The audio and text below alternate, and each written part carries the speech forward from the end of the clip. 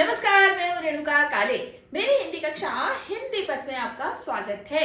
काव्य रस के अंतर्गत इन दिनों हम बहुत ही खूबसूरत महान साहित्यकारों की रचनाएं, कविताएं आपके लिए लेकर आ रहे हैं और ऐसी ही एक कविता है प्रकृति संदेश। इसे सोहन लाल द्विवेदी जी ने लिखा है। बहुत ही प्यारी ये कविता है और इसका एक अलग से वीडियो भी मैंने बनाया हुआ है जिसमें कि काव्य पाठ के साथ काव्य का अर्थ यानी कि व्याख्या मैंने बताई हुई है। तो चलिए, प्रकृति संदेश ये बहुत ही प्यारी कविता छोटे बच्चों के लिए रेसिटेशन कंपटीशन में यानी काव्य पाठ प्रतियोगिताओं के लिए भी बहुत ही उपयुक्त रहेगी और इसे वो अगर तन्मयता के साथ प्रस्तुत करते हैं तो बहुत अच्छा प्रभाव पड़ेगा।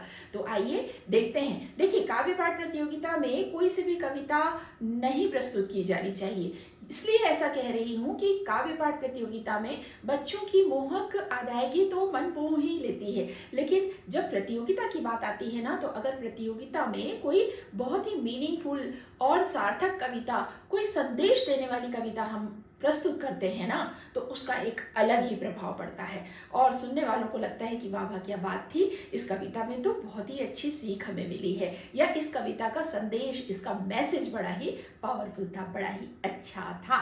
तो भाई हम ऐसी ही कविता चुने ना जो संदेश भी देके जाए और सबके मन को भाए। तो चलिए, प्रकृति संदेश ये प्यारी सी कविता सोहन लाल द्विवेदी जी की आपके लिए। कविता कुछ ऐसी है।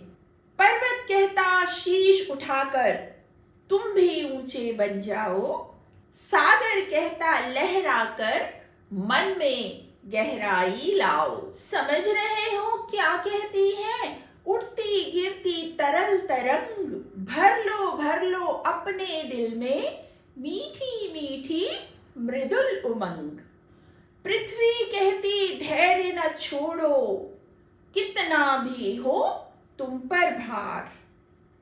नभ कहता है फैलो इतना, ढक लो तुम सारा संसार। नभ कहता है फैलो इतना, ढक लो तुम सारा संसार।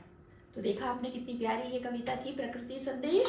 प्रकृति एक टीचर की तरह हमें सिखा रही है, हमें संदेश दे रही है। तो है ना ये बहुत प्यारी कविता बच्चों के लिए। मिलेंगे अगली कक्षा में, तब तक के लिए स्वस्थ रहिए, मस्त रहिए और दीजिए अनुमति हिंदी पद से अपनी काले मैम को।